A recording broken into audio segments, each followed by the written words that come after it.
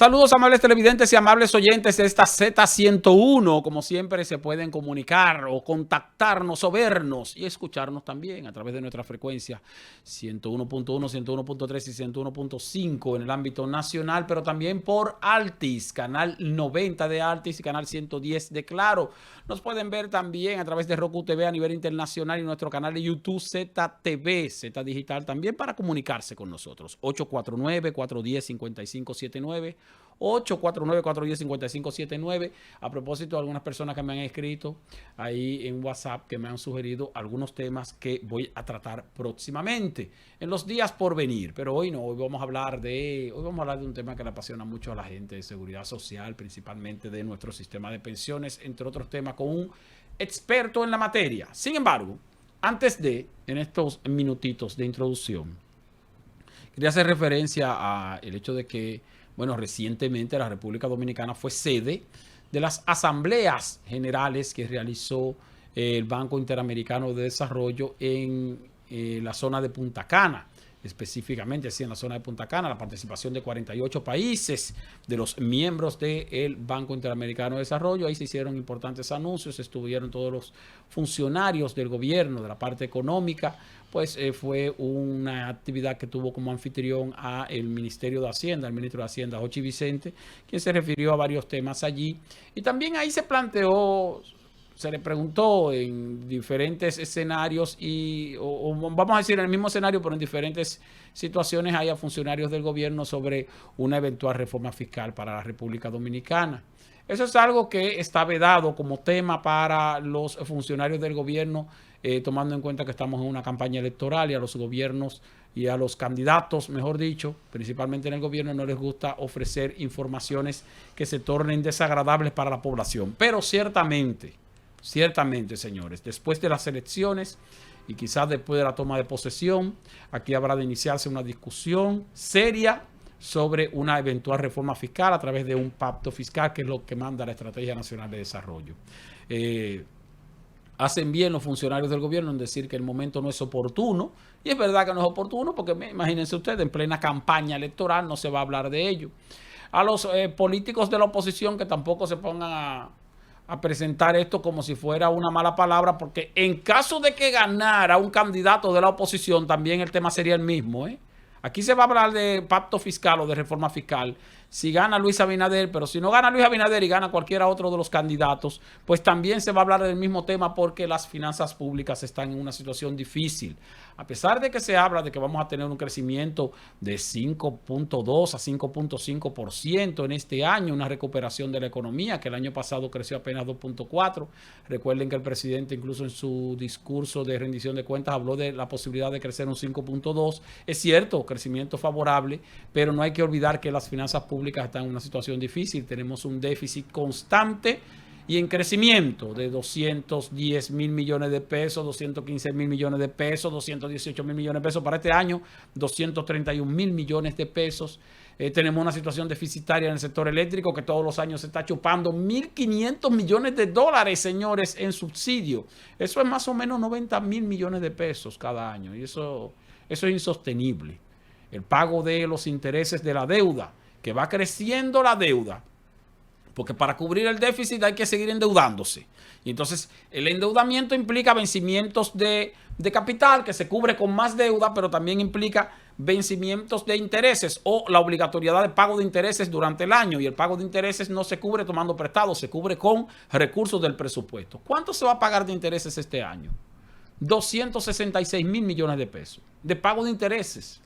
O sea que si usted calcula 90 mil millones, 92 mil millones de pesos para el subsidio eléctrico, 266 mil millones de pesos para pago de intereses. A educación hay que darle 297 mil millones de pesos. O sea que ya ahí estamos hablando de prácticamente la mitad del presupuesto. Y eso es insostenible. Ahora, ¿se cubrirá con una reforma fiscal? Eso también está por verse, porque ya los sectores que pagan impuestos no aguantan mayor carga tributaria. Tendríamos que ver entonces cómo captamos a aquellos que no pagan impuestos, que están en la informalidad y que están generando riquezas y que representan alrededor del 55-56% de la economía total. Cómo tenemos una economía en franco crecimiento, estamos generando riqueza, cuántas riquezas generamos, muy bien, pero el 56-57% de esas riquezas que generamos está en la informalidad. Por lo tanto, no tributa, por lo menos, al impuesto sobre la renta, y esa es ese es un gran desafío que tiene la República Dominicana hacia el futuro. Pero de ese tema continuaremos hablando más adelante en programas por venir, porque ya vamos a una pausa y cuando retornemos entonces entramos en materia. Hablaremos de seguridad social con un experto en esa área. Vamos a una pausa. Economía Popular, Z101. En breve volvemos con Economía Popular en la Z. De nuevo, Economía Popular en la Z. Gracias por continuar con nosotros en esta Z101, Economía Popular, como cada día a las 8 de la noche. Z101, canal 90 de Altis, canal 110 de Claro. Estamos conversando, o vamos a conversar con Fran Aristi. Fran Aristi es un abogado de amplia experiencia, pero al mismo tiempo es una persona muy especializada, tanto en ejercicio como en academia, en el área de la seguridad social. Y le tocó incluso trabajar en la redacción de múltiples resoluciones y disposiciones legales que tienen que ver con la seguridad social, principalmente con el sistema también del área de pensiones. Así que bienvenido aquí, Aristi. Nosotros generalmente hablamos mucho de seguridad social aquí, la gente nos vive consultando. Qué bueno tenerle por aquí. Gracias, Esteban, por la invitación. Sí, siempre yo te escucho hablando de seguridad social. Sí. Bueno, pues perfecto, Frank. Quisiera iniciar esta conversación básicamente con la Ley 8701 de Seguridad Social, porque se trata de una legislación que yo considero bastante completa. Sin embargo, tiene la dolencia de que su aplicación no es tan efectiva como debería ser. Hábleme un poco de la Ley de Seguridad Social y sus implicaciones en cuanto a su abarcamiento para los ciudadanos dominicanos. Ok, mira. Tú sabes, Esteban, que nosotros teníamos un sistema de seguros sociales que estuvo vigente desde el año 1948 hasta el año 2001. Esta ley contemplaba un sistema de pensiones de reparto. Nosotros teníamos en nuestro país dos sistemas de pensiones de reparto de manera principal, que era el sistema de pensiones de reparto instituido por la ley 1896 sobre seguros sociales, Sí. y el sistema de pensiones de reparto de la ley 379 del año 1981 sobre jubilaciones y pensiones de los funcionarios y empleados públicos. Del Estado. Sí. Okay. Bueno, esta ley de seguros sociales, Que la gente los trabajadores cotizaban a través del IDCS. exactamente, IDCS, sí. era una ley excluyente. ¿Por qué? Porque solamente protegía a los trabajadores asalariados, pero que devengaran bajos salarios. Por ejemplo, la última categoría salarial aprobada por el Consejo Directivo del Instituto Dominicano de Seguros Sociales era 4.003 pesos con 97 centavos. Eso fue al 2001. Al 2001. Es decir, los empleados, los Eso trabajadores, era salario mínimo, pudiera decirse. los trabajadores que devengaran un salario por encima de 4.003 pesos con 97 centavos, la empresa no tenía la obligación de cotizar para la seguridad social, para el seguro social, O sea para que- el Instituto Dominicano de Seguros En Sociales. breve palabra, Frank, los trabajadores del sector privado que cotizaban para un plan de pensiones en el IDCS eran los que ganaban sueldo mínimo, básicamente. Básicamente. Sí, ok. Exactamente. Continúe. Pero también esa ley no protegía a la familia del trabajador. Por ejemplo, esa ley no contemplaba una pensión de sobrevivencia en caso de que el trabajador falleciera. Y la ley 379 del año 1981, como te comenté, contemplaba un sistema de pensiones de reparto para los empleados públicos. Porque la ley 1896 sobre seguros sociales no se aplicaba a los empleados públicos. Por eso que decimos también que era una ley excluyente. Nada más se aplicaba a los empleados del sector privado y que devengaran bajos salarios. Ese sistema de seguros sociales, esa ley establecía una cotización de un 12%. Pero ¿qué resulta?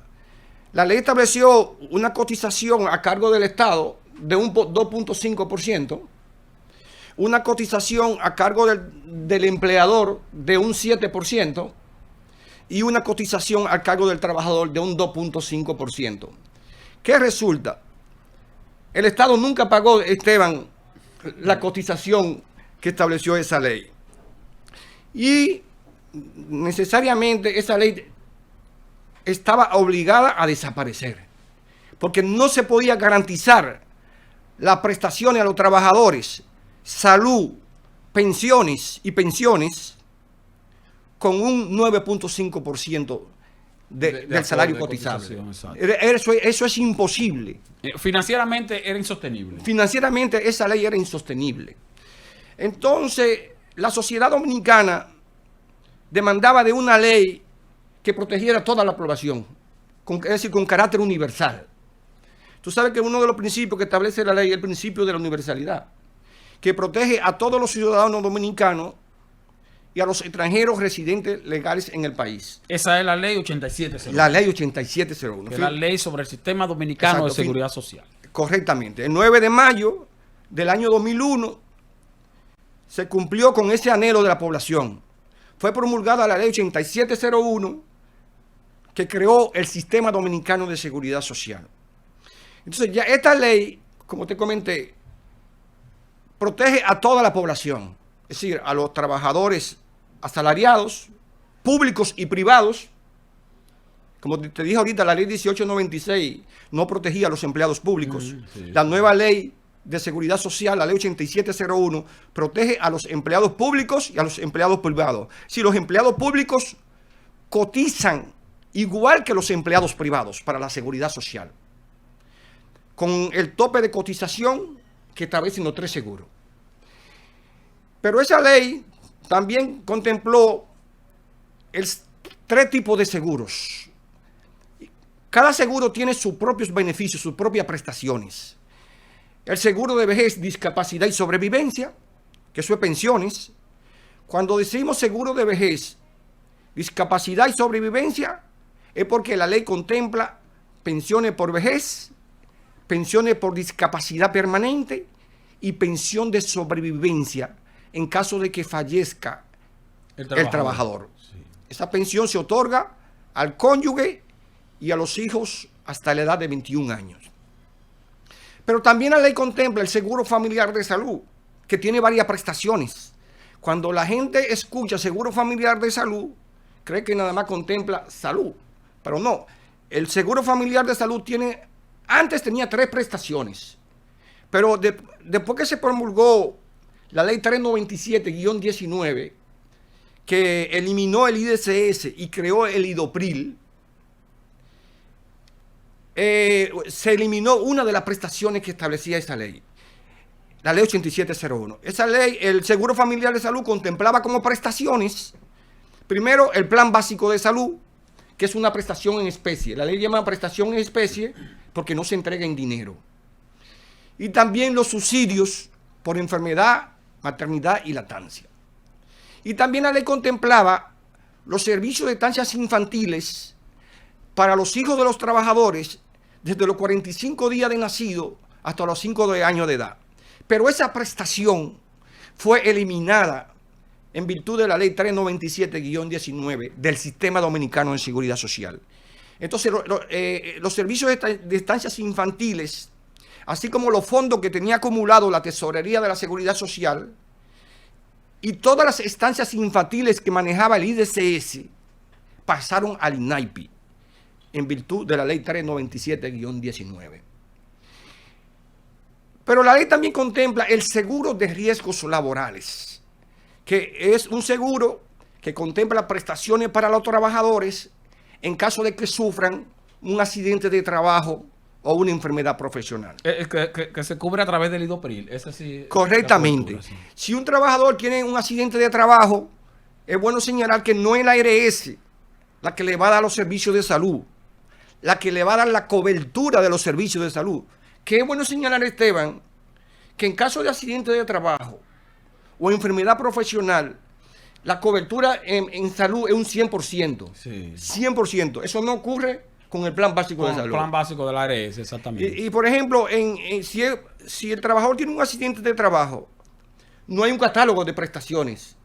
Están cubiertos todos los procedimientos todas las intervenciones médicas que haya que realizarle al trabajador como consecuencia de ese accidente de trabajo. Que bueno siempre señalarle a los trabajadores, Frank, la parte de que cuando un trabajador sufre un accidente de trabajo y va al médico, porque el accidente de trabajo puede ser también en el trayecto desde la casa hacia el trabajo o desde el trabajo hacia la casa.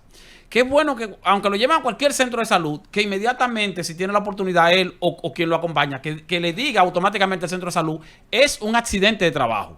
Para que en el papeleo de inmediato se establezca, en lo que se resuelve el caso, se sabe que es un accidente de trabajo, para que entonces la tramitación de la cobertura se haga a través del IDOPRIL, y así entonces el trabajador tiene la seguridad de que se le va a dar la cobertura completa, porque a veces llegan, lo atienden, luego pasa la ARS, después entonces tiene que el trabajador hacer la gestión para que entonces la ARS se desprenda de esa responsabilidad y se la traspase al IDSS, al IDOPRIL, pero todo eso lleva un trámite. Pero si de inicio usted dice, no, mira, un accidente de trabajo, atiéndame, pero un accidente de trabajo, ya automáticamente el centro médico va haciendo la tramitación correspondiente con base en que esa cobertura se va a cubrir a través del IDOPRIL y no a través de una ARS. Pero continúe. Muy buena observación, Esteban. Lo que tú estás diciendo, mira, lamentablemente el IDOPRIL hasta este momento no tiene un sistema de autorización de 24 horas. Si el trabajador tiene un accidente de trabajo, normalmente quien paga es la ARS. Sí. Pero eso tiene un perjuicio para el trabajador. ¿Tú sabes por qué? Porque la ARS le paga de acuerdo con la cobertura del plan básico de salud. Exacto. Que es la responsabilidad de las ARS. Pero ¿qué resulta? El plan básico de salud contempla un copago que nosotros en el Sistema Dominicano de Seguridad Social le llamamos cuota moderadora variable. Sí. Por ejemplo, si un trabajador tiene un accidente de trabajo y lo ingresan a una clínica, tiene que pagar el 10%. Si le hacen una cirugía, tiene que pagar el 10% de la factura, hasta un tope de un salario mínimo. Antes eran 2 salarios mínimos el tope que tenía que pagar el trabajador. Ahora es un salario mínimo. Sí. Fue reducido por el Consejo Nacional de la Seguridad Social. Pero si no tienes dinero en el momento, es una complicación. Exacto. Y si lo pagan, entonces tiene que luego hacer un trámite para poder recuperarlo. Tiene posterior. Exactamente. Sí. Ahora, sin embargo, cuando hablamos de esto, de estos aspectos de la Ley de Seguridad Social, y qué bueno que usted hizo la introducción refiriéndose a lo que teníamos antes, porque a veces los ciudadanos, los trabajadores, principalmente los más jóvenes, piensan que tenemos una normativa de protección social mala, porque no sabíamos lo que teníamos antes. Lo que teníamos antes era mucho menor, mucho peor y a veces hasta inexistente, porque no era tan abarcadora la legislación de la época. Sin embargo, hoy día tenemos una legislación muchísimo más abarcadora. O sea que no es tan malo lo que tenemos, aunque tiene sus limitaciones. Exacto. No, y no solo eso, Esteban. Tú recuerdas que los trabajadores que cotizaban para el IDSS no tenían derecho a ir a una clínica privada. Esa es la gran ventaja que tiene la ley 8701. Los empleados públicos como los empleados privados tienen derecho a recibir los servicios de salud en una clínica privada. Antes no. Antes todos los trabajadores que cotizaban para el IDSS tenían que ir a los hospitales del IDSS de manera obligatoria. Y tú sabes que el servicio era muy precario. Y si tenían entonces una cobertura en una clínica privada, era con un seguro adicional, un seguro complementario. Que ahora se le llama plan complementario, pero es opcional. Pero en aquel tiempo, si tú querías tener una atención adicional, tenías que tener un seguro aparte y pagarlo entonces aparte con tu bolsillo. Correctamente. Déjame decirte que eso es uno de los objetivos principales, fue uno de los objetivos principales de la ley 8701. Prohibir la doble cotización por aseguramiento. Eliminar la doble cotización por aseguramiento. Porque como bien tú señalas, muchas empresas tenían que pagar las cotizaciones al Seguro Social, al Instituto Dominicano de Seguros Sociales, pero también tenía que comprarle un seguro médico privado a sus empleados, porque el servicio que daba el IDSS era muy precario. Eso fue ya eliminado del sistema. Bueno, hoy en día los trabajadores tienen derecho a la cobertura del plan básico de salud, y si el empleador desea comprarle a sus trabajadores un plan complementario, ya eso es opcional, no es obligatorio. Tenemos que ir a una pausa, Fran, pero cuando retornemos entonces vamos a seguir con este interesante tema para seguir orientando a nuestros amables oyentes. Venimos en breve, Economía Popular Z101. En breve volvemos con Economía Popular en la Z. De nuevo, Economía Popular en la Z. Gracias por continuar con nosotros en Economía Popular por esta Z101. Conversamos con Fran Aristi, experto en materia de seguridad social, quien nos está dando algunas orientaciones sobre nuestra legislación vigente, la Ley 8701. Sin embargo, Fran, a pesar de las bondades que tiene esta ley, yo veo dos aspectos que llaman la atención. Uno de ellos es que falta información, mucha información, principalmente para los trabajadores y los beneficios que ofrece esta legislación o este sistema, y para los empleadores pequeños. No digo los grandes, porque las empresas grandes están muy bien orientadas y le sacan el provecho correspondiente, porque también hay beneficios para los empleadores en cuanto a ahorro de costos. Pero las empresas pequeñas, los micro, medianos empresarios que tienen empleados formales, que tienen empleados cotizando a la Seguridad Social, pero muchas veces ignoran lo que se pueden ahorrar por el hecho de tener a sus empleados cotizando a la Seguridad Social, y a veces cubren o costean asuntos que ellos no saben que pueden recuperarlos a través del IDOPRIL, por ejemplo, o a través del propio sistema de la ARS correspondiente en lo que tiene que ver, o a través de la misma CISARRIL en lo que tiene que ver con coberturas y con subsidios y otro tipo de beneficios que tienen los trabajadores. Entonces, veo de un lado esa parte, como falta de información, y lo otro también es que pudiéramos tratar sobre los aspectos que deberían ser mejorados de esta legislación para darle mayor enriquecimiento. Naturalmente, sí, mira. Tú sabes que hay muchos aspectos que requieren de la modificación de la Ley de Seguridad Social. Por ejemplo, nosotros tenemos, tú sabes que la ley establece 3 regímenes de financiamiento. Un régimen contributivo que comprende a los trabajadores asalariados, sí, públicos y privados. Ese régimen, tú sabes que es financiado mediante una contribución del empleador y una contribución del trabajador. Sí. Tenemos el régimen subsidiado, que ese régimen establece la ley, protege a los trabajadores por cuenta propia, dice la ley, con ingreso promedio inferiores al salario mínimo nacional, también a los discapacitados, a los indigentes, a los desempleados. Esa cobertura la cubre el Estado. El Estado, exactamente. Ese régimen es financiado por el Estado en su totalidad. Pero también tenemos el régimen contributivo subsidiado, que la ley establece que ese régimen protege a los trabajadores por cuenta propia con ingresos promedio iguales o superiores al salario mínimo nacional de la Seguridad Social. La ley establece que ese régimen será financiado mediante una contribución del trabajador por cuenta propia y una contribución del Estado para suplir la falta del empleador. La ley establece que el subsidio estatal será inversamente proporcional a los ingresos de los trabajadores por cuenta propia. Pero eso no se está aplicando. Exactamente. Ese régimen no se ha implementado. No. Y lamentablemente, los trabajadores por cuenta propia en este momento no cuentan con la protección del sistema dominicano de seguridad social.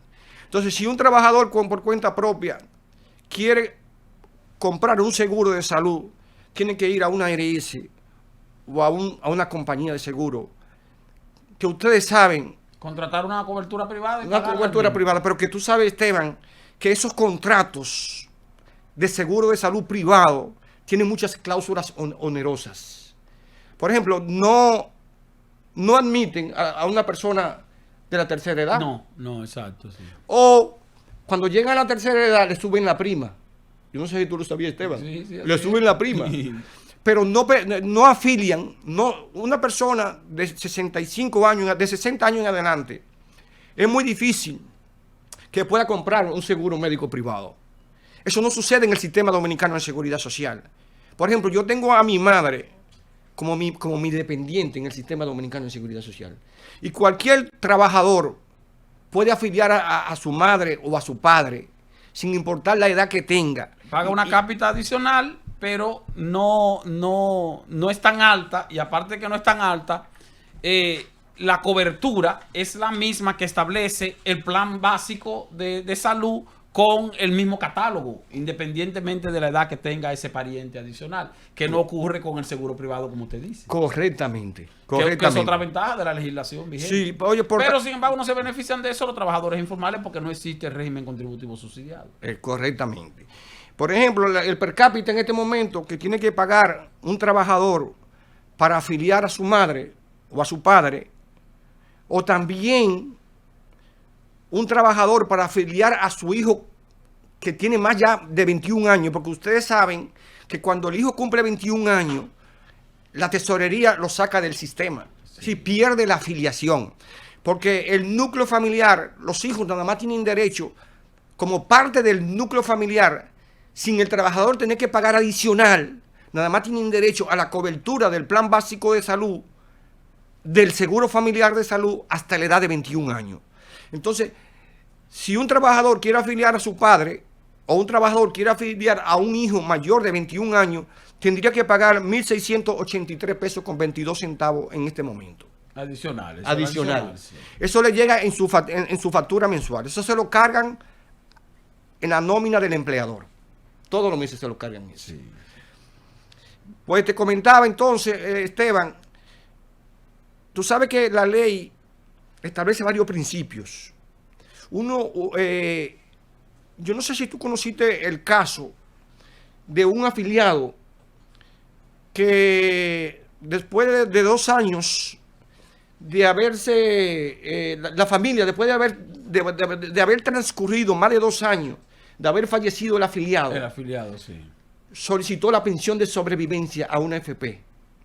Y la AFP le negó la pensión de sobrevivencia porque el contrato póliza sobre discapacidad y sobrevivencia aprobado por el Consejo, el original, el primero, establecía un plazo de prescripción de 2 años para reclamar las pensiones por discapacidad y sobrevivencia. Este dato es interesante, que le presten atención a los ¿Qué resulta? Sí. La familia del trabajador fallecido elevó una acción de amparo por ante el Tribunal Superior Administrativo y el Tribunal Superior Administrativo le ordenó a la AFP pagar la pensión de sobrevivencia.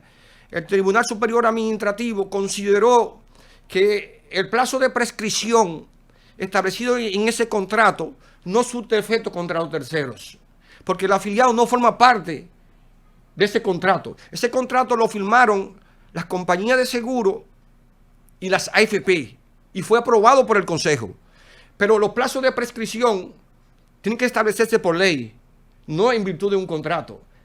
Me refiero a los plazos de prescripción para reclamar a través de una acción judicial. Y entonces, ¿cuál es ahora el plazo que tiene o que puede tener un familiar de un trabajador que fallece? Por ejemplo, para ponerlo así llano, una persona, un trabajador muere, su esposa, su cónyuge, y con sus hijos menores, puede solicitar la pensión por sobrevivencia ante la AFP. Sí. Ahora, si no lo solicitas el mismo año, ni lo solicita el año siguiente, tal vez por desconocimiento o porque no tuvo tiempo, ¿hasta cuándo ella tiene para solicitar esa pensión? Mira, a raíz de ese caso, Esteban, el Consejo modificó el contrato de póliza y estableció un plazo de prescripción de 7 años. 7 años. Pero también es ilegal. Es ilegal. Sí, en términos reales es ilegal. Es ilegal. El trabajador, la familia del trabajador puede reclamar la pensión en cualquier momento. Inclusive después de los 7 años. Sí. Porque es que ese plazo establecido en un contrato es ilegal. Porque un contrato nada más surte efecto entre las partes contratantes.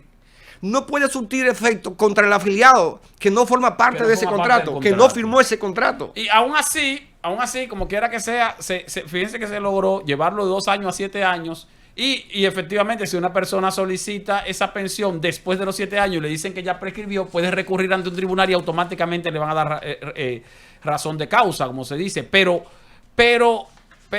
también, como quiera que sea, es difícil que un beneficiario tarde ya más de 7 años para hacer la solicitud. Puede que tarde 1 año, 2 años, 3 años, pero aún así 7 años es bastante holgado. No como antes, que eran apenas 2, Solamente en la pena se le puede ir un año o más de un año a una persona que, mira, pero vete para que solicite la pensión, sí, pero mira, porque te puede dar una depresión o lo que sea, porque perdiste a tu pariente. Pero el hecho de tener ya una cantidad de años amplia para tú hacer la solicitud, no tiene que ser de inmediato, no tienes que ir corriendo a solicitar esa pensión por sobrevivencia. Exacto. Y eso no se pierde, ese dinero no se pierde. Sí, Esteban, y uno de los argumentos de los jueces del Tribunal Superior Administrativo es que el derecho a la seguridad social es un derecho fundamental y que es imprescriptible.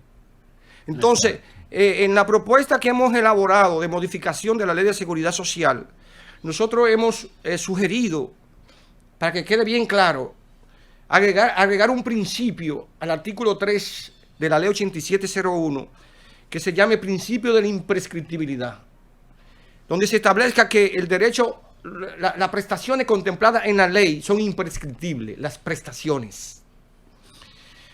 Otro aspecto importantísimo que planteamos en la modificación de la Ley de Seguridad Social, que tú tienes que haberlo escuchado mucho, Esteban, es la gobernanza en el Consejo. Es decir, el poder de veto que tienen los empleadores, los trabajadores y el Estado. Tú sabes que el artículo 24 de la Ley 8701, Esteban, establece que las resoluciones del Consejo, las decisiones del Consejo serán aprobadas por la mayoría de los votos presentes, pero siempre que cuenten con el voto favorable de un representante de los empleadores, de un representante de los trabajadores y de un representante del Estado. Es decir, que si uno... Con igual derecho. Exactamente. Los miembros del Consejo son 17. Si la mayoría aprueban una resolución, quizá no pase si no cuenta con el voto favorable de los empleadores. Oiga, son 17 miembros, pero si los empleadores no la aprueban, esa resolución no pasa. Si los trabajadores no la aprueban, no pasa. O si el gobierno la aprueba, no pasa. O si el sector empresarial no la aprueba, no pasa. Tampoco se pasa. Sin embargo, entonces nosotros estamos proponiendo, Esteban. Exactamente. ¿Qué sería lo ideal en la gobernanza del Consejo de Seguridad Social? Yo particularmente, que me quiero adelantar a su respuesta, porque no sé si coincide conmigo, creo que el poder de veto solamente debería tenerlo el Estado. Mira, mucha gente plantea eso, Esteban, pero yo estoy planteando una fórmula más democrática. Y para que sea consensuada con los empleadores y trabajadores. Nosotros planteamos que las resoluciones del Consejo sean aprobadas por la mayoría de los votos presentes, siempre que cuenten con el voto favorable de un representante del Estado y un representante de los empleadores o de los trabajadores. Fíjate, o sea, que dije O, que no dije I. No I, exacto. Sino que cuente con el voto de la mayoría de los miembros, que son 17, y que dentro de esa mayoría haya por lo menos 2 de las 3 partes fundamentales, que son empleador, trabajador y gobierno. No. El voto del gobierno siempre se va a requerir. Yo dije... Okay. ¿Entiendes? Que se requiera el voto del gobierno más el voto del empleador o el voto de los trabajadores. Exactamente. Eso es lo que nosotros planteamos. Pero que el voto del gobierno esté siempre. Sí, mire, bastante democrático. Yo no había pensado en esa parte. Sí, porque por ejemplo... Y como quiera, y ciertamente ahí siempre habría por lo menos 2 de las 3 patas fundamentales, que serían empleador, empleado y gobierno. Exactamente. Sí, porque muchas veces cuando afecta a los empleadores, no pasa la resolución. Exacto, sí. En el Consejo hay muchísimas propuestas que ha sometido la CISARRIL y no han sido aprobadas porque el sector empleador se opone. A veces el sector trabajador, pero normalmente el sector empleador. Casi siempre cuando hay una traba es el sector empleador. Por ejemplo, Esteban, tú sabes que la ley establece en el artículo 140, párrafo O, que el Consejo Nacional de Seguridad Social establecerá la contribución de los pensionados para el seguro familiar de salud.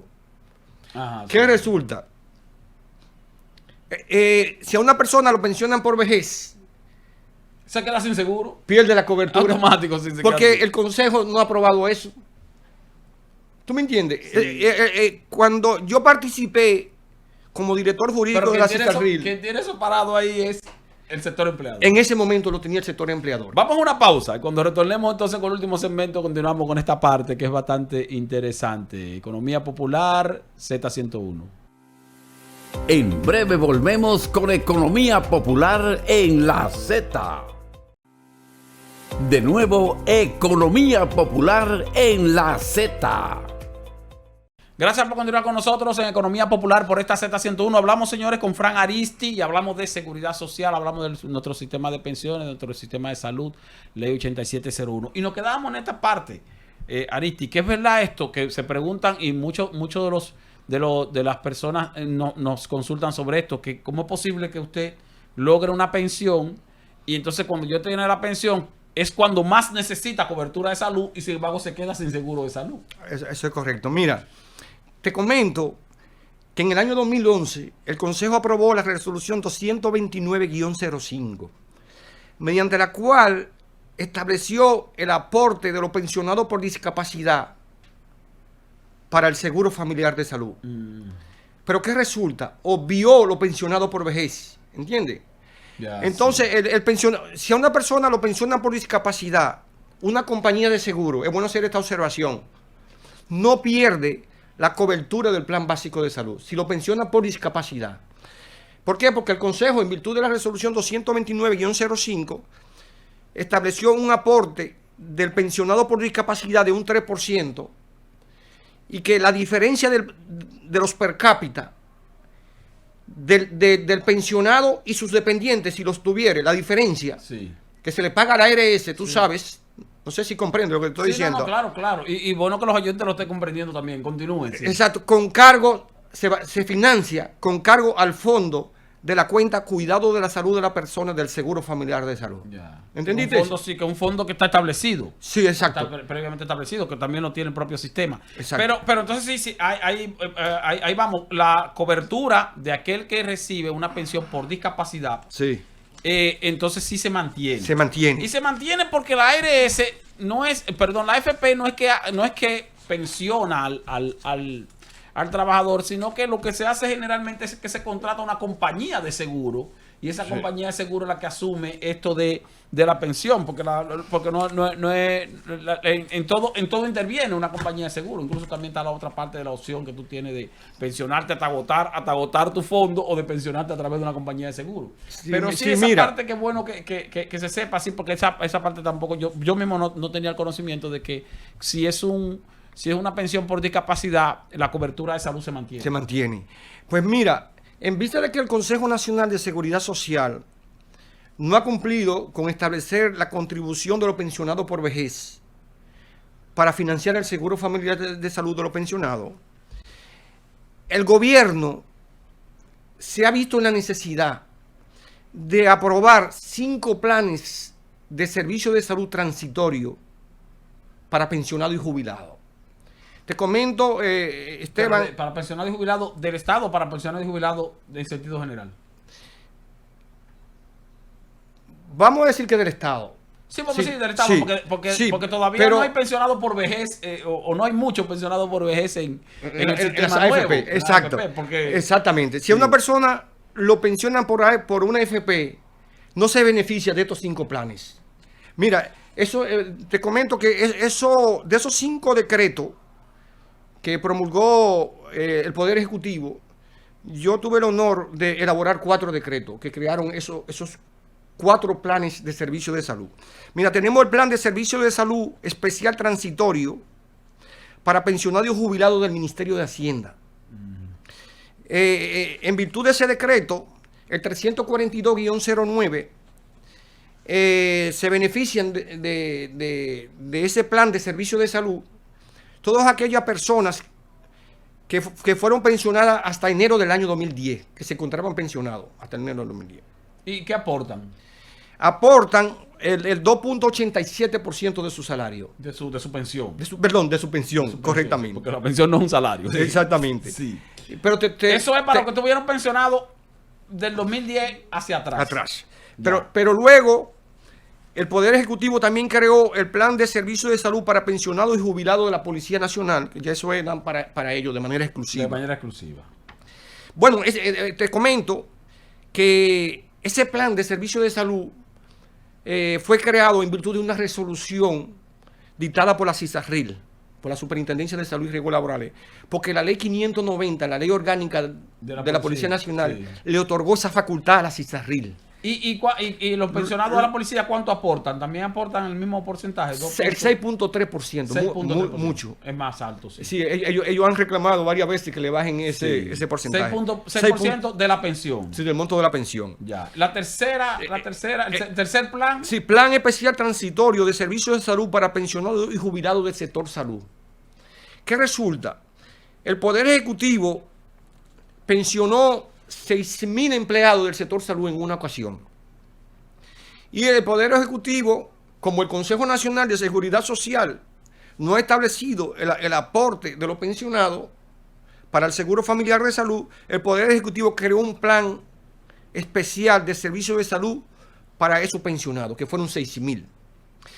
Eso fue mediante el decreto 371-16. Y eso aportan entonces una 6.4%. Prácticamente igual que los policías pensionados. Exactamente. 6.3, 6.4 en este caso. Correctamente. Que son los trabajadores del sector salud, no necesariamente médicos y enfermeras, o lo incluye yo también. Sí. También. Sí. Okay. Todo esto fueron del sector salud. Ya. Y la cuarta. El plan especial transitorio de servicios de salud para pensionados y jubilados de las Fuerzas Armadas. Ya esto es para los guardias, no para los policías, sino para los militares. Exactamente. Este fue creado mediante el decreto 159-17. Y estos aportan un 6.3. Igual que los policías. Exactamente. Y finalmente se creó el Plan Especial Transitorio de Servicios de Salud para pensionados y jubilados del Estado. Se le llamó así. Este plan incluye a todos los pensionados por el Ministerio de Hacienda. Como te dije ahorita, cuando fue promulgado el decreto 342-09, ese plan solamente protegía a los pensionados hasta enero del 2010.